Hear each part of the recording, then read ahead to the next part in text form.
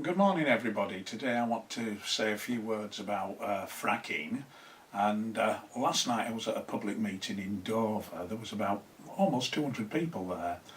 Fantastic turnout where there was a speaker from Bolcombe, Sue Taylor, who I believe is something to do with Conservatives against fracking, and she gave a very uplifting speech about what had happened in Bolcombe over the past few months. Then there was a chap called Ian Crane, who used to be an oil executive and has now seen the light on the road to Jerusalem, so to speak, and is travelling around the country campaigning against fracking. And he had quite a lot of interesting things to say about the danger of fracking and the effects that this operation has on people and the environment. It was quite fascinating stuff, really. And then we heard from Graham Warren, who's a local East Kent man, who's a hydrologist, and he had a lot to say about the potential impact of any drilling or fracking in East Kent on the chalk aquifers, which we all depend on to get our water in Thanet. In fact, most of the households in Thanet get their water from the East Kent aquifer. So of course if people are going to be fracking and drilling underneath that aquifer, then there's obviously quite a high risk associated with that operation to the security of our drinking water. And interestingly enough, on the very same day that we had the public meeting, Kent County Council issued a press release saying that the three drilling applications, exploratory drilling applications, that they were going to decide on in December, they need more time. Surprise, surprise, they're going to be asking the drillers, Coastal Oil and Gas, for, using their phrase, significant extra information. And according to the press release, they're expecting the applications to be very different when the extra information is there.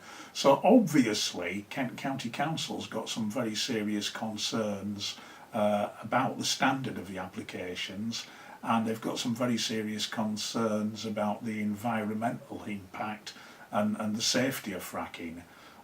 We in the Green Party, of course, say there is no such thing as safe fracking. There is no such thing as a safe and environmentally friendly way to extract methane gas from shale or coal beds.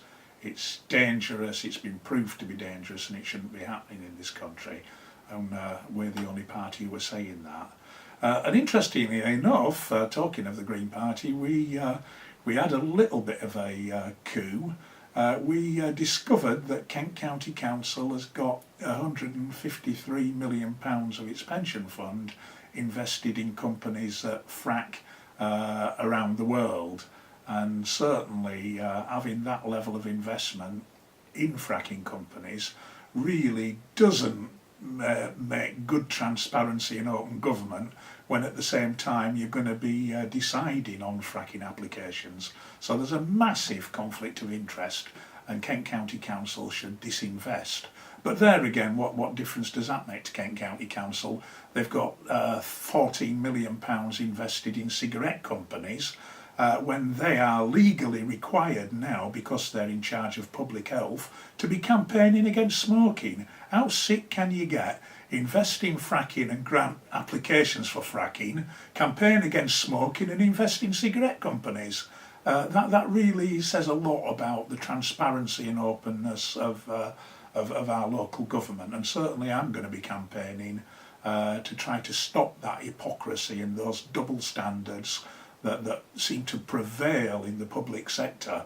The interesting thing is, though, what I did find out when we were looking at Kent County Council investments in fracking, is that the Environment Agency, which is the government body charged with regulating frackers and water companies and so on, has a sustainable environment policy for its investments in its pension funds. It's got a huge pension fund, the Environment Agency, 22,000 people in it, about £3 billion I understand, and it does not invest in organisations that it directly regulates or that damage the environment. So of course, if the Environment Agency can do it, why can't KCC? Probably because it can't be bothered is the answer. Also some good news, the parish councils of Shepherd's Well and of Guston have voted overwhelmingly no to the exploratory drilling in their village.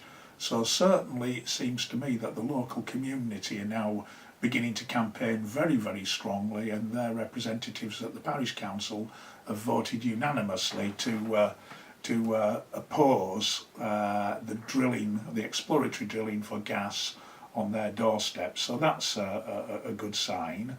So I think things are on the move now in East Kent against these applications, and hopefully when they are eventually determined, which I suspect now with the KCC delay is probably going to be sometime in January or February, when decisions are eventually made, let's hope those decisions are no.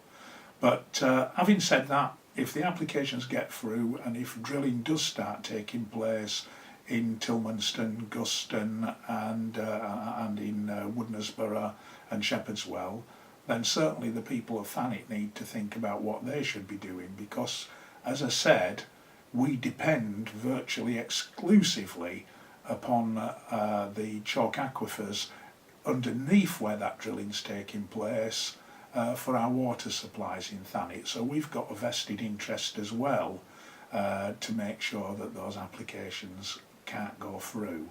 It's just too high a risk and too high a price to pay that our water could be damaged forever by pollution from this extraction, and it really will cause serious problems for us. So there's a big reason why people in Thanet should be saying no, which interestingly enough gets me then to Laura Sands. Laura Sands, her constituency includes Woodnesborough, where there already is permission to drill, and she's not publicly come out yet to state her opposition against this drilling. Charlie Elphick, the Conservative MP further down in Dover, where 3 applications have been made, has now come out in opposition to these applications. So wake up, Laura. People in your constituency want you to see you to take a lead on this, rather than umming and ahhing and sitting on the fence as you usually do. This is an important issue for the people of East Kent. It's an important issue for the people of Thanet, and we need people to lead and to state clearly where they stand, and that's got to be opposition to fracking. It's dangerous, it's not safe to do, not just in East Kent, in the rest of the country. And I feel that the Conservative Party and their coalition partners, the Lib Dems, have actually made a massive tactical mistake in supporting fracking, as indeed the Labour Party has as well. The Green Party is the only party who's totally opposed to fracking and the dangerous extraction of unconventional gases, and we're the ones who are going to be leading the fight against this unacceptable situation on our doorstep and anywhere else. Anyway, that's enough of my soapbox for one day. I'll put a few pictures online about the meeting last night, which was really well attended, and it does show that there is a growing body of public opinion that opposes these crazy ideas about fracking for methane in the coal seams and in the shale seams. It's not sustainable, it's too damn dangerous, and it shouldn't be allowed.